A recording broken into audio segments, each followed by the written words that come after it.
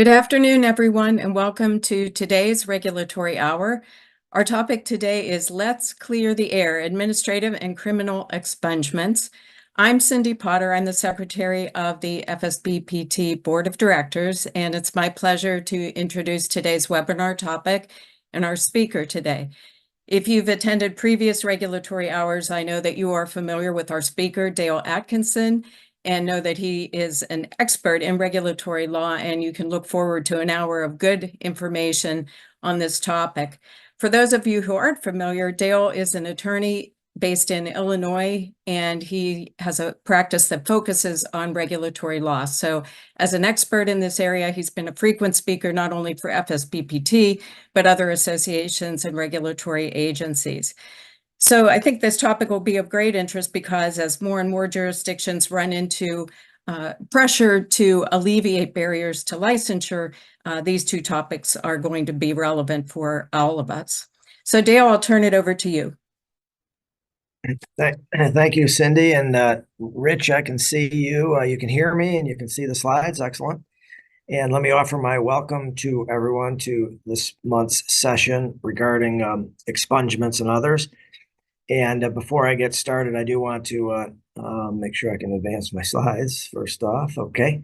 And I do want to give a big thank you. And for those of you who attend these regularly, you know this is coming, but I do want it to continue to be as sincere as possible. And that is a big thanks to the FSBPT Board of Directors for all the work that it does, the volunteer work it does for you as the members of your organization, including hosting, if you will, or allowing these webinars to happen. So big shout out, thanks to Cindy and the Board of Directors.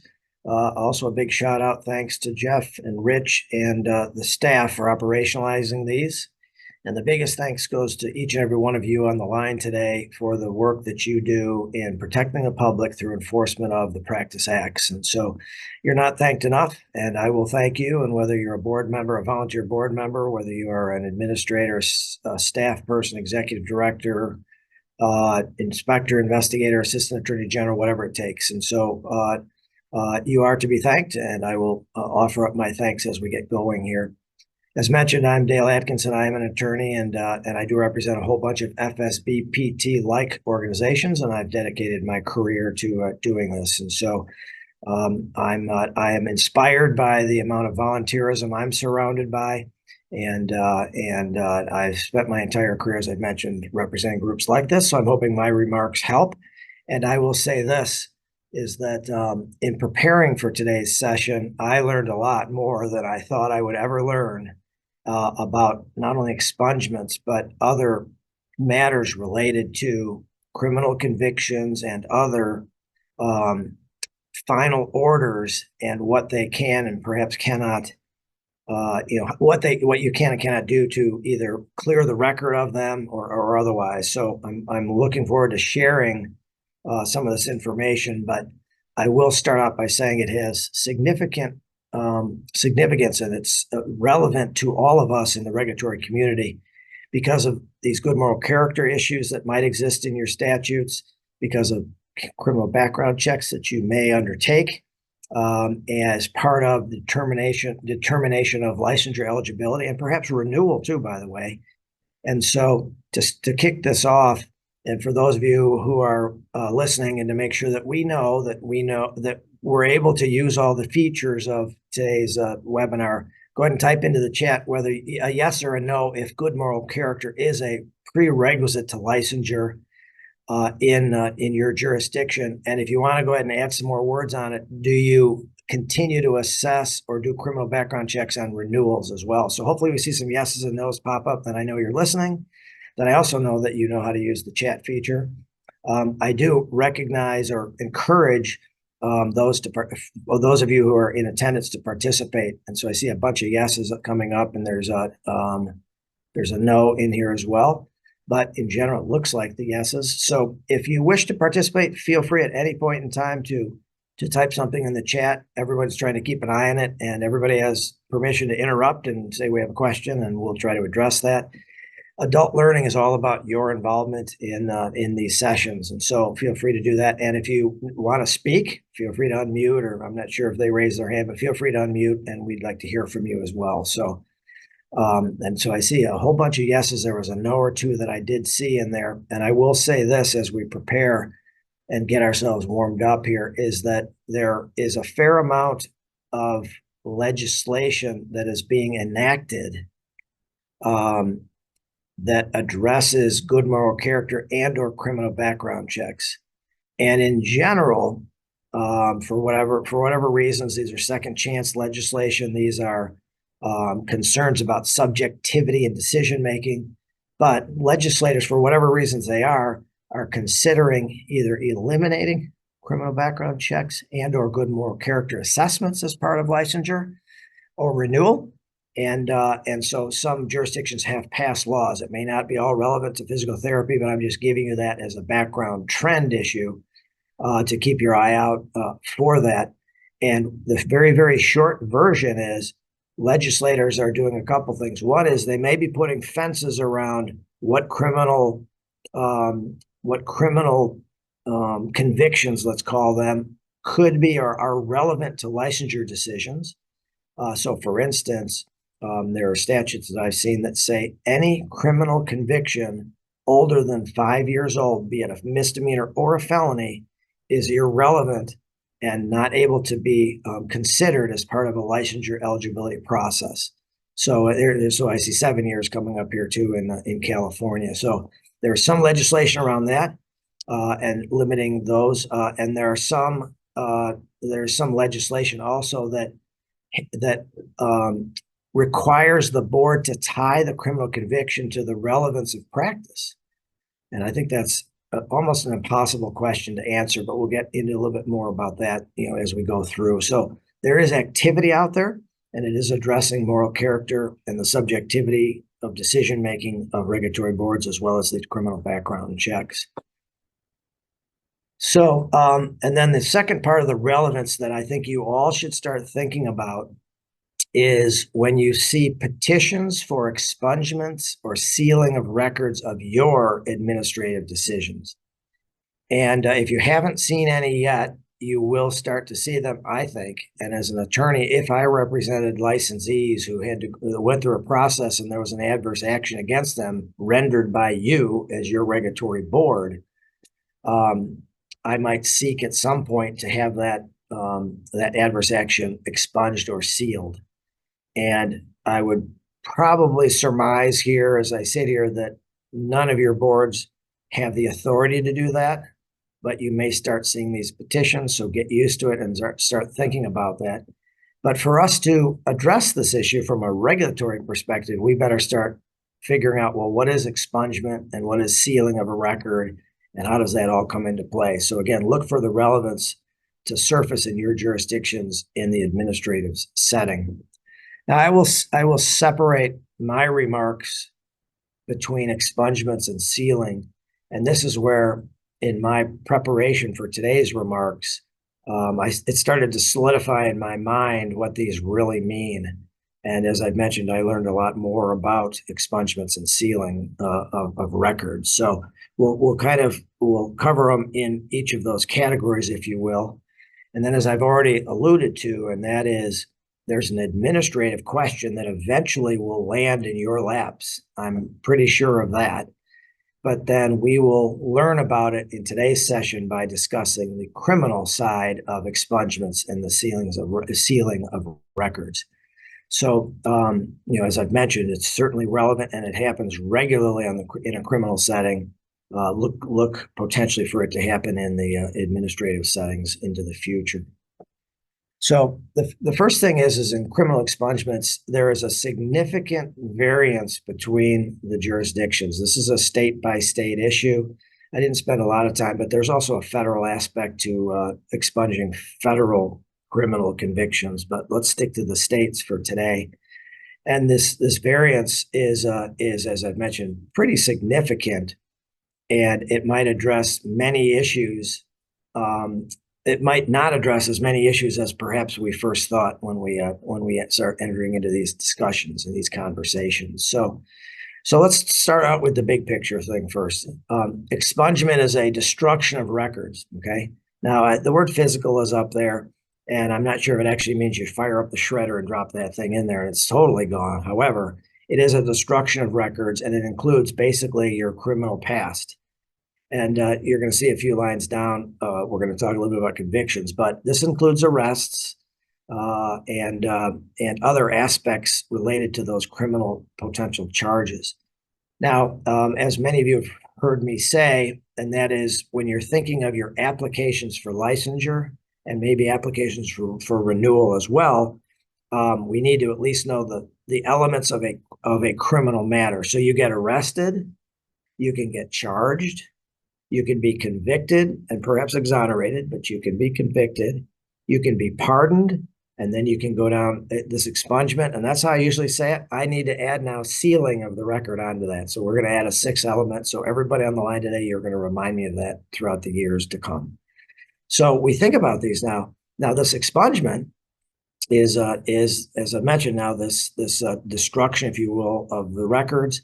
It means generally that the events that did occur do not necessarily need to be disclosed when you're asked of it. And it usually comes up in an employment setting, but it certainly can come up in the relevance of licensure in your world of regulation. So there are differing eligibility requirements to seek and then be granted this expungement. It's done through a judicial process, so it is granted by, well, in general, it's done through a judicial process granted by a judge, but you're going to see some legislation coming up where there's an automatic expungement of records that is being considered and has been enacted in multiple jurisdictions. So a certain number of years have passed, and it generally deals with non-prosecuted or dismissed charges, first-time drug offenses. It also deals with appeals that might have resulted in a reversal of a conviction. Okay, and you see the next line there. Many states do not expunge convictions. So there's no expungement in many jurisdictions for a criminal conviction. And this is what opened my eyes to it in some of my research. And when I speak very generally, I would have included convictions, but my research now has indicated, I need to look a lot closer at these issues as they surface state by state. But in general, many states do not expunge convictions. So if you're a convicted felon, it's generally not an expungement procedure. They do exist in some jurisdictions, but many do not allow that. You have to petition to make these effective. So you're going to go in and seek to have a record expunged. And then when you're dealing with juveniles, those under the age, minors, et cetera, there's automatic rules that apply to either expunge or at the very least seal certain records. Most of the jurisdictions on that very bottom line, when you're not dealing with a juvenile and you're dealing with an adult, it's judicial discretion. So you petition as a person seeking to have a record expunged, and then you convince the court why it should be expunged, or you attempt to, and there's some judicial discretion that does exist with that. Now, as I mentioned, there's a fair amount of legislation already out there. So Connecticut's clean slate law is just one of the examples. There are many, many more that exist, and I just chose to use Connecticut as one example. So it's an automatic expungement of records 10 years after the most recent felony conviction. Misdemeanors at 7 years, requires no petition, and the onus or the burden is going to be on the state police to cleanse that record. So what's the first thing now that we notice in Connecticut? It deals with convictions. So this record is going to be wiped clean, and in most all jurisdictions, an expungement means if you are asked about, let's use this example here, about that 11-year-old felony conviction, you can say no. You can lawfully say no because of the expungement. So we are all going to learn now, are we expunging convictions? Are we expunging other criminal aspects to an arrest, a charge, a reversed conviction on appeal, or some of the other fact patterns that we could think of? So we're going to learn right away to decide if we're dealing with convictions versus not. And each and every one of you on the line today should review your applications for licensure and renewal. And to the extent you can modify these, taking into consideration not only expungements and sealing, which we're going to get to, but all the other aspects of what information is you need to make a licensure eligibility decision, you ought to periodically review those applications for licensure and renewal. Some of this is going to help us, I think, modify those applications to make sure that they are, one, compliant with law, but two, is that you're gathering information that you need to make that licensure decision. So clean slate laws, and I've already mentioned there are many other laws that exist out there that are just like this, or they prohibit a board from considering convictions that are of a certain age. And so it's going to be one or the other, or perhaps some combination thereof. But Connecticut is an example.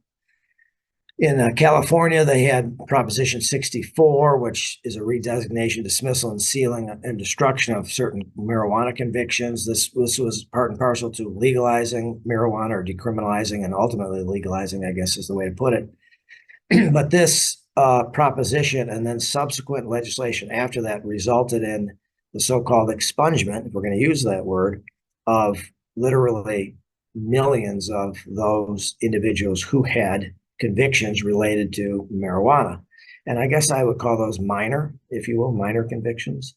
But at some point in time, we can distinguish between misdemeanors and felonies and all of that. But here, it was an automatic issue, and it was a blanket expungement of these records, and no one had to seek or petition or apply for these expunging the expungement of their records. So it was automatically happening. And it seems like it would be pretty difficult to keep track of how that all worked, but it did result in a significant, a high volume of individuals who had these records wiped clean. And then, again, we digest this back within our application process and otherwise is, what can we ask? How should we ask it? And then as the applicant, can I say no here? Can I say no, I have never been convicted of? And, how does that work? And so it does certainly implicate the process of seeking and renewing licensure. So there are a couple of cases that are probably worthy of addressing. This first one is from 2023, and it's a Commonwealth court. So it's the court of first appeal, if you will. It's the, if I can say it, lowest court, and there are appellate courts after that and beyond. But here is the Commonwealth Court granted the petitioner's request for a permanent injunction. So that means that the court is telling the board to do something, or the Department of Education in this case, telling the department to do something, and you have to follow that, but for an appeal, which I don't know of an appeal in this case that was successful. So a permanent injunction related to posting of an administrative action. So now this is into our world, your world as regulators, is you have a final adverse action, okay, and you should post it on your website automatically. There's no such thing in my world as a private order, a private final order. It should be posted, and society, the consumers, the public has a right to know that Dale was the subject of a licensure action, an adverse action, be it a suspension or anything else. And lawyers on behalf of licensees will argue that they don't want it published, or is there a way to keep this private? And generally, I think the answer is an absolute no. This will be public because this is our jobs as regulators. So here's a permanent injunction issued by a court relating to the posting of an administrative action based upon criminal charges that later resulted in an acquittal and an expungement and an expungement. So, what would have happened in this case is the administrative body, the Department of Education, initiated an adverse action against a license based upon criminal charges, right, prior to a conviction, that can happen. There's nothing necessarily wrong with that. It might depend on the severity of the circumstances. They posted it on their website, okay, and the criminal prosecution went to trial. There was an acquittal, and then the court expunged the record. And what the Department of Education in Pennsylvania did is they posted the acquittal and the expungement. So a reader at least had the entire story. Okay, makes sense, I suppose. But here, the petitioner said posting of that is prejudicial to me. It's unfair, and went into court to seek this injunctive relief, and the court granted it. The court focused on a right to reputation, which is a constitutionally protected right under due process and others. And under its strict scrutiny analysis, they held the law to be unconstitutional as applied to the petitioner in this case, related to the posting of these criminal charges that did result in an acquittal and that were eventually expunged thereafter. So this case comes right into our laps as regulators, and that is, what do we do with administrative actions, and how are they posted? Now, I don't want anybody to overreact to this opinion either, by the way. And I think in a vacuum, I would have done the exact same thing as the Pennsylvania Department of Education. Posted the reversals and everything else, but the public has a right to see the whole chain of start to finish, if you will.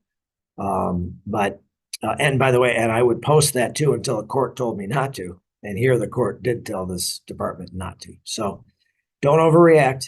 And also, by the way, seek advice of counsel related to these types of issues, all legal issues basically, but this type of an issue and what it is you want to do with it. So an interesting Commonwealth Court case from 2023 that's it's a good read for all of us in the regulatory community.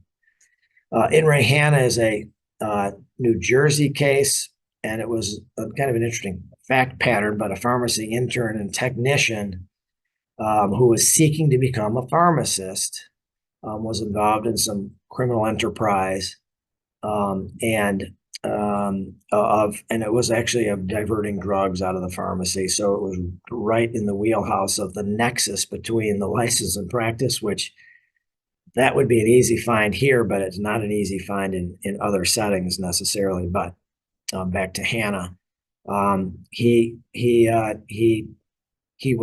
pled guilty, and then he sought expungement of the crime, and it was a small amount of drugs, so we can maybe call it minor.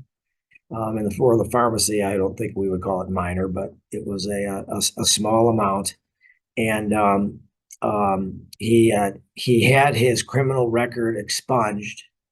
But in that expungement, and I've never seen this before, the criminal court that expunged the record exempted the Board of Pharmacy from the expungement, meaning this Hanna individual could say no on the question of criminal convictions on anything except for something related to the Board of Pharmacy in New Jersey. And so here, probably in my mind, a very, very wise Superior Court judge, realized the importance of a board, especially in the world of pharmacy, knowing about a drug diversion criminal matter in making a licensure eligibility decision. So it exempted the Board of Pharmacy from this expungement. And so now, at least we realize in New Jersey, an expungement may be carved up into applying to some and not to others, which we could create a fact pattern, I know, in our minds that makes it pretty difficult to fulfill that. But here it was pretty straightforward, and the Board of Pharmacy was able to consider this criminal history as part of the licensure eligibility process. And the board did deny the intern technician wannabe pharmacist. He had three different credentials, if you will. He was applying to be a pharmacist. He was licensed as a technician and certified as licensed as an intern. He was certified as an intern and licensed as a technician. All those were removed, and he was denied his petition to resume his application. That in and of itself is kind of an interesting fact pattern, and we could do another session on that. But the point is that the expungement was exempted from the Board of Pharmacy's consideration. So now we have some very general, if you will, basic knowledge about expungements. And for the jurisdictions where you do not expunge convictions, your option is to have the records sealed. So I've learned now, I think, that in being as careful as we can be, anytime we talk about expungements, we need to follow it up and talk about a sealing of a record as well. Okay. So expungements are kind of as we've already said, kind of the technical version of firing up the shredder and it's gone, right? And you're allowed to say no on applications related to that criminal conviction that has been expunged. A sealing of a record is it's not destroyed, but it's hidden from almost everyone that might seek access to it. There are certain exemptions to this, law enforcement. There are certain jobs that still have access to a sealed record. And they will, by the way, show up on sealed records will show up on a background check. So you will know that there is a sealed record.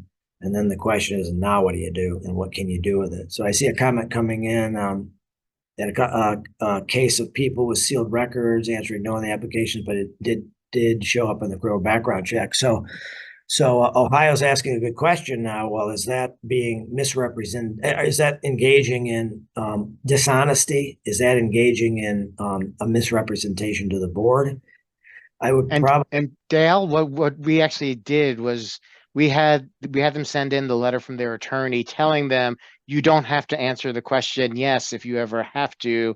And so for that reason, we said you were not intentionally trying to lie on your application, and we let it go because the conviction wouldn't have been something we would have denied the license for, but the lying on the application was the concern. But the board made the decision that because they did this based on the legal guidance they got from their attorney, we let them proceed with getting licensed.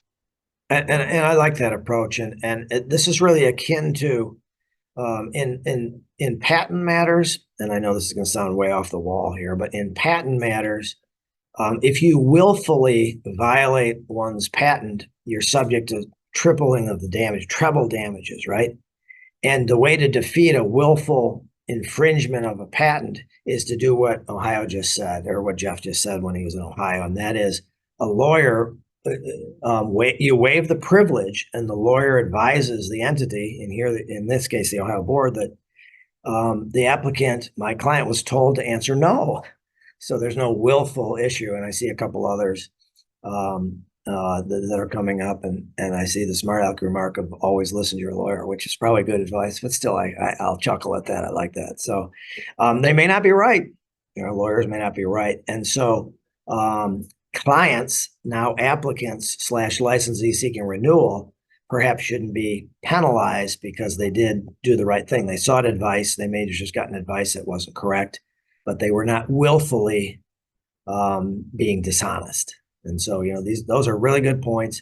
And I applaud Ohio or any other jurisdiction that has the wherewithal, if you will, to go through that exercise, and then going to help them make the right decision, because obviously you all know your decision is extremely important because somebody's livelihood is at stake. So excellent points, Jeff. Thanks for bringing that up. And anybody else has anything to say, feel free to unmute or put it in the chat. So you're sealing the record.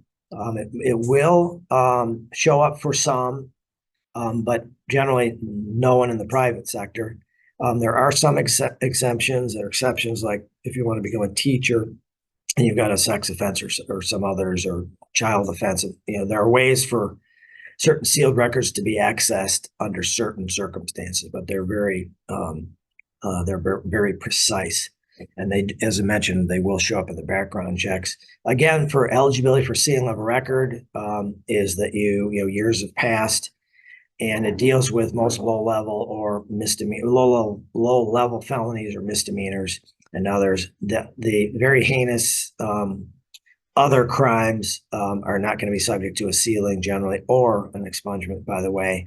They might deal with pardons. And so that's another topic as well that I don't have any slides on, but another topic.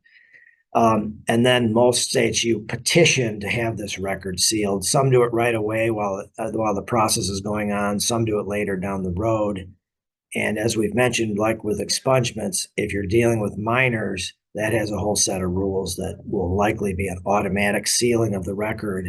And once the minor turns 18, sometimes they're expunged, or there's another aspect to protect activities that occurred while one was a minor that perhaps it's unfair to have it follow them for the rest of their lives. So there's reasons to have these expungements and these sealings of the records themselves. So we've got expungements, we've got sealing of records, and if you've heard of certificates of rehabilitation, give me a thumbs up in the chat or go ahead and unmute and tell me. But this is in its shortest version. This is a court order declaring that a person convicted of a felony is now rehabilitated. And what does that mean? Okay, that means again that the defendant now, if you will, the convicted felon, if you will, seeks a court to intervene and to tell the world out there through the issuance of an order that indicates a certificate of rehabilitation that the individual has been rehabilitated. I can't tell you the standards by which you would decide whether someone is or is not rehabilitated, but it's going to be like any other matter that's brought before your board. You have a past criminal history. I'm seeking licensure in your board. So it's a moral character assessment, and you all are going to ask a lot of questions. How long ago did it occur? Was there remorse? Did I serve my time? Did I pay back anything that, there were damages resulting in it? All the factors that you all will think of and then ultimately make a decision. Here, you're into a court before a judge making the exact same arguments to some degree that I seek a certificate of rehabilitation from you and judge, and here's why, and you're going to explain it all. So the question is now, what do I do with the certificate of rehabilitation? And in most cases, certificates of rehab are used in an employment setting, and that someone with a certificate of rehabilitation, you cannot discriminate against them based on that criminal conviction. So here, using the certificate, a judge has made that determination, and employers can say, I don't think you've been rehabilitated. I'm not going to hire you. So it starts to become now a discrimination issue. And can you do that? So in the private sector employment, we can look at that bucket. Now, what do these certificates have to do with regulatory boards issuing licenses? And that's a question I'm not sure I can answer right now. I know if I represented an applicant who had a felony conviction and had a certificate, I'd bring it forth as part of my application and say, my client had a felony conviction and received a certificate of rehabilitation. That certificate was premised upon the following. I would list it all out, and I would ask you as a board to consider the certificate as having indicated that this criminal conviction should not, or maybe must not, be considered as part of your decision to issue a license or not issue the license. So we have to layer the certificate of rehabilitation into the whole, what can you consider? And more importantly, under new legislation, what are you prohibited from considering if the certificate, if the law states you cannot consider convictions that are, let's say, 5 years old or older. And so it's kind of an interesting question, because if I had a felony conviction that was more than 5 years old in a state where the board was prohibited from considering that felony conviction because the law now states that, I probably wouldn't even bring up the fact that I had a certificate of rehabilitation. But I may have it in my back pocket and use it if I need it. So it can get a little bit confusing, and I hope no one on the line is confused right now with what I'm saying. But so we've seen now expungements, we've seen sealing of records, and now these certificates of rehabilitation that are layering in. Suffice it to say that society as a whole, policymakers, politicians, are seeking to ensure that that individuals have a second chance, and they're not precluded from pursuing a chosen career for the rest of their lives. So I see someone that they deal with search quite regularly, and while the statute reads certificate of rehabilitation is often relegated to time lapse. So if enough time goes by, and Jason, if you want to go ahead and answer that, if enough time goes by, do you not even then consider the certificate? Is that what I'm understanding? And if that's wrong, you can type it or unmute. But so we do see at least one of the boards on the line deals with these certificates as well. Yeah, it's something that's been imposed on us over the last 5 or 6 years, and it limits our ability to consider any kind of criminal history that's older than 7 years. And then that's with the exceptions of like violent crimes. But certificates of rehabilitation have been kind of a quandary for us because the statute is pretty clear in its intent that it's a certificate that's issued by the court. But when we're asking for that certificate or proof of that rehabilitation, oftentimes what we get back from the clerks of the court is just that enough time has lapsed that the court is issuing the certificate. So there's no real specific criteria. There's no classes that need to be attended per se, or even a judge's determination for that matter. They issue them fairly readily. So Got it. Interesting. 10 years has passed. I want a certificate. Here it is. And out the door you go. So and that's good. And that's good to know. Jason, what jurisdiction are you again? great state of California. Yeah, California.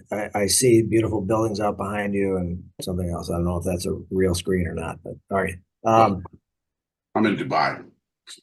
Oh, you're in Dubai right now. Oh, wow. Okay. So Jeff and Rich, Jason gets the free dinner for two at his favorite restaurant because he has traveled the longest to watch today's seminar. So thank you, Jason, for being here. So now we're on this. What Jason just said is going to be relevant to this particular case, in this case, which is an Arkansas case from the Supreme Court of Arkansas, a denial of a private security license was upheld. And here, the specific statute regarding criminal convictions related to the private security license controlled over a general rehabilitation language of a different statute. And in a sense, the board was not required to consider that certificate of rehabilitation as part of the licensure process. So it might be interesting to California and what was just said, but it also needs to be thrown into the mix as we determine what we should and shouldn't do with all of this information. And so it can get a little bit more complicated than we want. But again, I kind of go back to reassessing your applications for licensure, get legal advice, and figure out what you want to ask and how you want to phrase those questions related to all of these topics. So it will be interesting. And then another point, and if anybody has these statutes in your jurisdiction, just let me know in the chats or unmute. And that is these predetermination petitions. So, and I'm going to use physical therapy as an example, but no specific state. So I'm thinking about going to physical therapy school. I'm going to go to the program, and I have a history of, say, some criminal activities. I can come to the board and say, here's my history.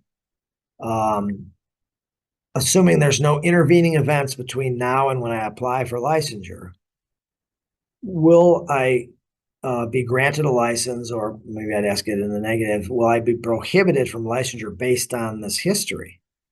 And the boards under the statutes, and I see Pennsylvania might have one of these, the boards under these statutes have to answer that. There's a certain time period usually, and then you live by that decision.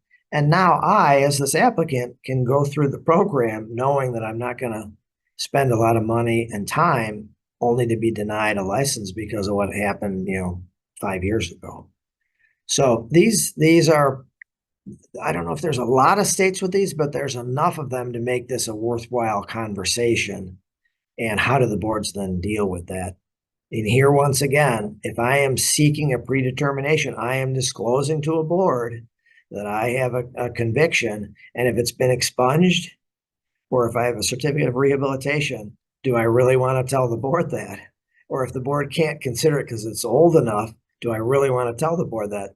These could be intellectually stimulating discussions that we can have as to what, and if I were advising an applicant, what I would or would not say under certain circumstances. So as I've mentioned, it can be a little more complex than we think here, but it's interesting. And I think we all fully support second chance and legislations and others that exist. So I started the sessions out talking about anticipating that you will receive petitions to expunge the administrative record, or maybe now seal the administrative record. And I know I would be interested in that, because if I were seeking to, putting the compacts aside for a second, if I were seeking to endorse to another jurisdiction, and they asked me if I was subject to an adverse action on any professional license held by any other jurisdiction, I'd want to say no, or I disclose it or not. So I might seek to have that administrative record expunged, so I could say no on that. So if you haven't seen these petitions, I think you're going to start to see them. Lawyers are going to catch on to this. There's way too much attention being paid now to, again, fairness principles, second chance legislation, and prohibiting regulatory boards from considering certain matters. So I think you're going to start to see these come up. I would suggest to you that, and you're going to get advice on this, but I would suggest to you that probably pretty much every board could just say, no, we can't expunge a record, even if we wanted to. We don't have the authority, and you're going to summarily not even consider those. But if that word gets out, I think the legislatures will start to seek ways to create a system where this at least could be asked for. And then you all as a board are going to ultimately make that decision. So it looks like in Ohio, they have predetermination, rarely requested, but they have had some, and it is non-binding on a future board. Now that's interesting. So in Ohio, feel free to unmute and talk about that. But if it's non-binding, then why ask for it? And then why expend all the money and time to go to school just to have a new board? My understanding of these statutes are it is truly binding. And it's binding because it may take me X number of years, 6 years, to get that degree.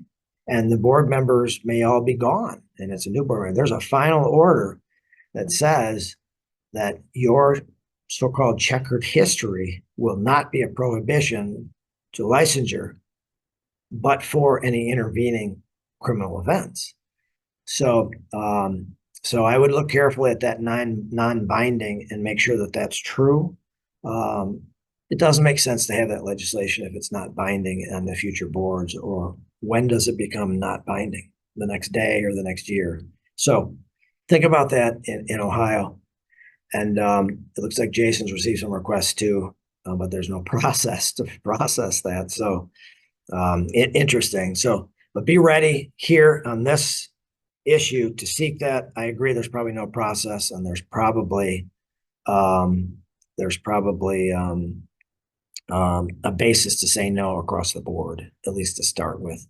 And I see Missy from Ohio now is saying, so the statute says, hey, if the statute says it, you're going to live by it. So that's the easiest answer we can give, at least today. So I kind of round this out, and there will be some time for questions or comments if you all would like to make them. I rounded out with going all the way now back to what can you ask for on your applications for licensure and renewal. And this is becoming a much more difficult question than it used to be. But taking into consideration, again, that you can be arrested, charged, convicted, or exonerated, pardoned, expunged, and have a record sealed, can you ask all those questions? If there are a lot of lawyers on the line, and I said you could ask every one of those questions, we would probably have a big old debate about whether you can ask about expungements or not. So you're going to need advice from your counsel, and this question may be answered differently in different jurisdictions, just depending upon what your expungement statutes might say. It's like I say, it's not going to be as easy as perhaps we would want it to be. So think about that. Review your applications, and while you're in there reviewing them, if you're asking for information you don't need, maybe you would consider taking it out. And it's unrelated to today's topic, but if you're asking about birth dates or marital status or how tall you are, or whatever, some individuals are challenging those requests as being discriminatory, based on whatever age or something else. So if you don't need it, you may consider getting rid of it. If you need it, keep asking it and collect it. And then when you get to this good moral character and criminal convictions or criminal backgrounds and expungements and sealing, you're gonna have to sit down with your lawyers and figure that out. So I'm hoping that this was helpful in an arena that we don't talk about that much. and that I think we will need to pay closer attention to this. But are there any questions or comments anyone would like to make? Did I stimulate you to think of something, or did I get something wrong, or how it might apply? Feel free to unmute and speak or type something into the chat. And while you're thinking about that, I'm going to re-say my thank yous to the board, to the staff, and to each and every one of you for being on these calls. I really enjoyed doing these, and I'm happy to be a part of your regulatory family. So thank you on behalf of myself and those at the Atkinson firm. And I will say this, for this session, I learned a whole lot in preparing for this. So I'm very grateful for that as well. So comments or questions, or Jeff and Rich, I can turn it back to you all to navigate. But again, many, many thanks to each and every one of you. And I will stop sharing if that helps stimulate anybody to speak. Dale, I do have a question for you, because as Pennsylvania went through this process with all of the boards having input into developing the law that covers all boards, it was a lengthy process and quite contentious between different groups, public comment, et cetera, et cetera. For someone who hasn't started down this path yet or might be beginning, is there anything that you can advise to help streamline or major points to be considered? That's a really good question, because this is driven by, I think, two big things. One is the emotions of situations, right?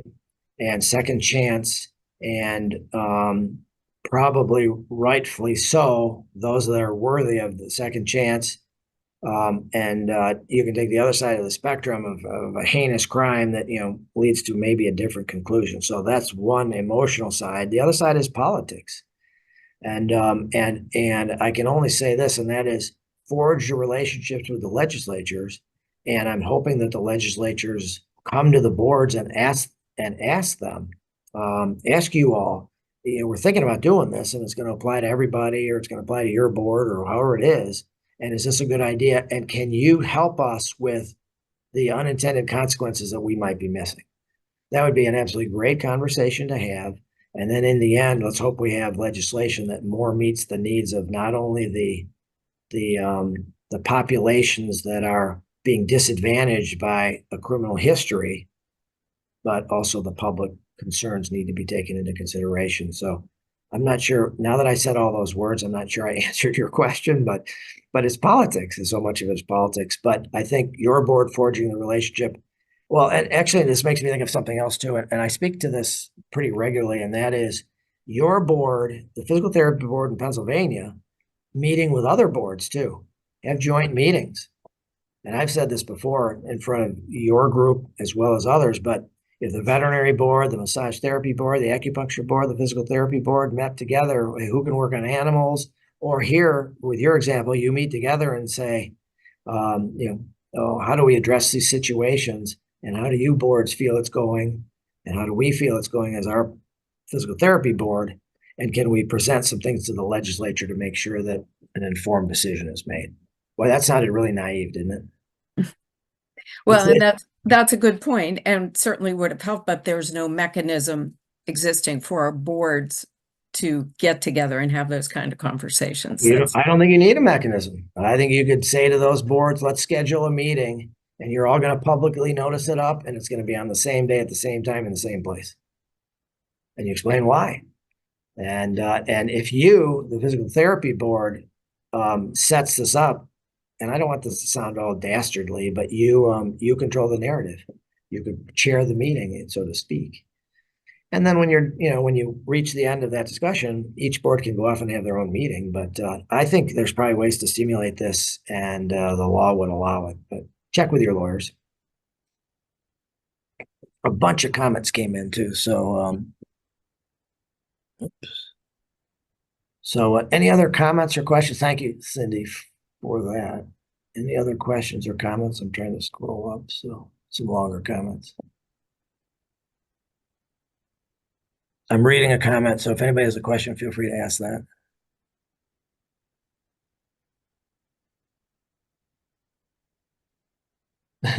So somebody's asking, if you get this expungement and you can now lawfully say no, doesn't that allow the government to lie? It actually, that's a good point. That would be one counter argument to the other side of the second chance legislation. The truth is there was a disciplinary action. I agree. And the truth is, there was let's say, a criminal event that occurred and resulted in something, maybe a conviction, if you can expunge convictions or not.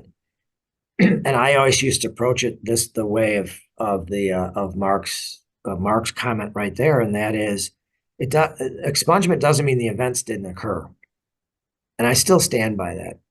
So the question would be is, instead of asking, and what I'm about to say isn't going to sound so great, but instead of asking, have you ever been convicted or have you ever been expunged, you would say, hey, have you ever committed an offense? And you describe the offense and say, we understand that's occurred. Now, is that going to happen? I don't know.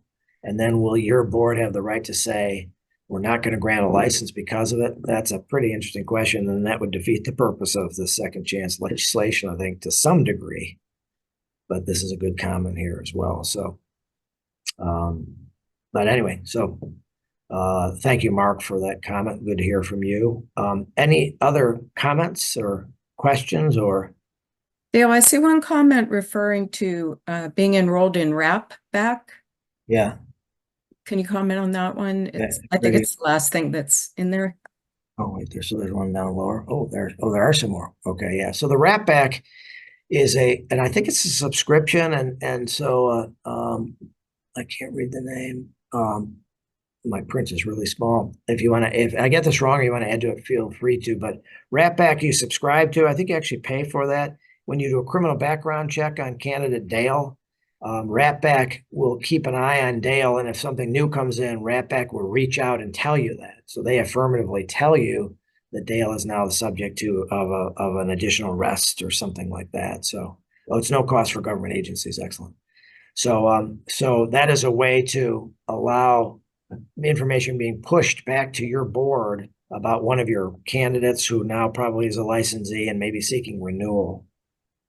And kind of while I'm on that topic too, by the way, which I just had this discussion with another group very recently, and that is, if I am duly licensed, and I just renewed, so I have, let's say, a 2-year period until I renew again, and I'm subject to an event like a criminal action, an arrest, or a charge, or maybe even a conviction, when do I tell the board? Do I tell them right away? Does your law say within 10 days? Or can I wait until the renewal cycle and then notify the board? And I think you're going to find that some statutes aren't as clear as you would want them to be. So that's just another thing we throw in within 30 days, looks like in California. So, you probably want to know the answer to that question. Somewhat off topic to what we just discussed, but still important. Yeah, well, I have a comment about that if you don't mind. Sure. So the idea of RAPBAC, and kind of comparing it against like the trend of second chance, I think they're two totally different things, right? I think RAPBAC is to kind of cover the board's liability and those voids between renewal, to your point. Like if you have a criminal instance in between your 2-year renewal period, are we relying on the licensee to reach out to us and let us know that it's happened?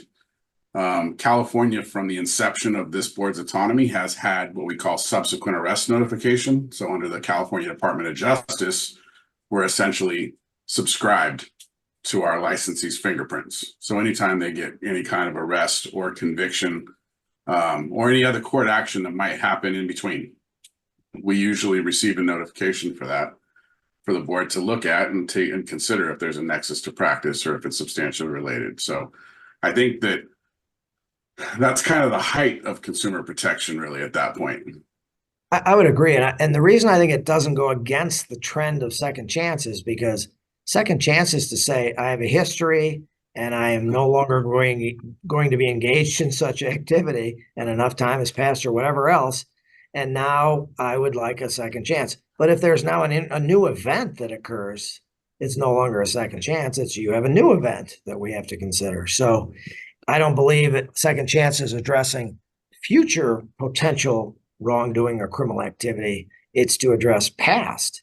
And so RAPBAC, I think, as Jason said, it could be an important aspect to just keep an eye on your licensees and slash your renewal applications to make sure that people are being truthful about it. But, in general, there's a lot of second chance out there, but I don't consider this a second chance issue if it's a Rat Pack issue. So